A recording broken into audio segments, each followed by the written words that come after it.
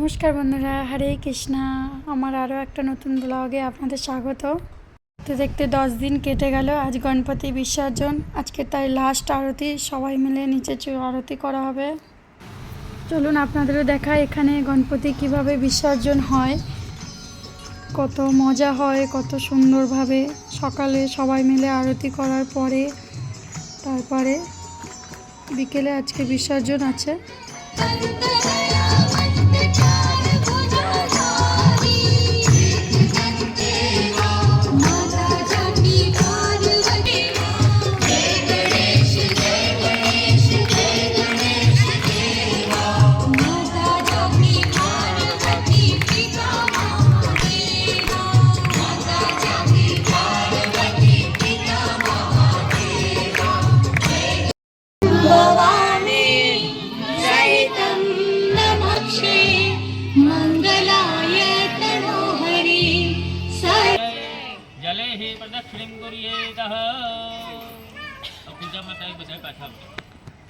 নিচে আরতি হয়ে যাওয়ার পরে চলে এলাম। আমাদের ফ্ল্যাটেরই ওপরে একটা ভাবি গণপতি ঘরে পুজো করেছিল, সেখানে সবাই চলে এলাম। সবাই মিলে ছবি তোলা হচ্ছিল। দেখুন আমরা সবাই একরকম ড্রেস পরা হয়েছে আমাদের যে ব্লগে। এবারে আবার নিচে চলে গেলাম। নিচে এবারে ডান্স ফান্স হবে। এখানে গুজরাটে ফার্স্ট জিনিসটা হচ্ছে গরবাটা প্রত্যেকটা পুজোয় বলো, প্রত্যেকটা অনুষ্ঠানে বলো, গরবাটা হবে। দেখুন আপনাদের কেমন লাগে।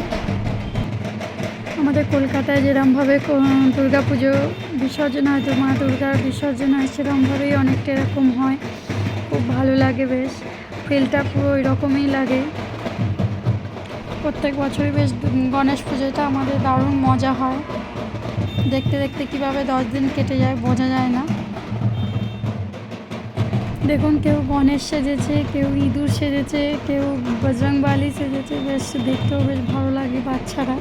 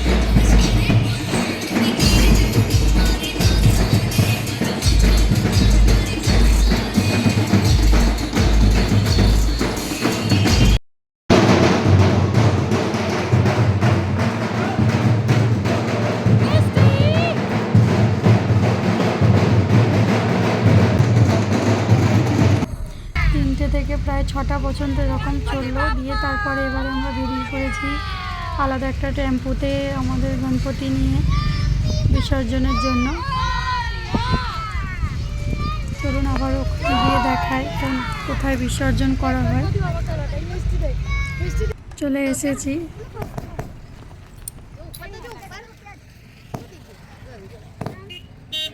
একটু বাজি ফাটানো হচ্ছে, আবার একটু এখানে ছোট গণপতিটাকে একটু আরতি করা হবে, তারপরে বিসর্জনে দেওয়া হবে।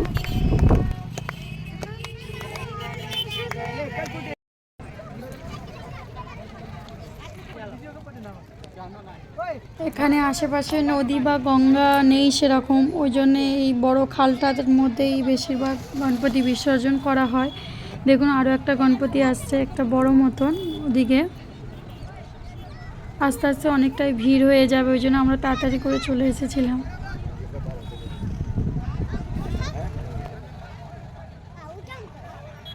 মোটামুটি আমাদের ছোট্ট ঠাকুরটা বিসর্জন করা হয়ে যাওয়ার পরে আমরা এবার ফিরে পড়ছি, নয়তো রাস্তাটাও প্রচুর জ্যাম হয়ে যাবে, অনেকটাই ভিড় হয়ে যাবে আস্তে আস্তে।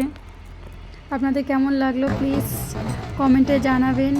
ব্লগটা এখানেই শেষ করছি। হরে কৃষ্ণা, জয় গণপতি বাপ্পা।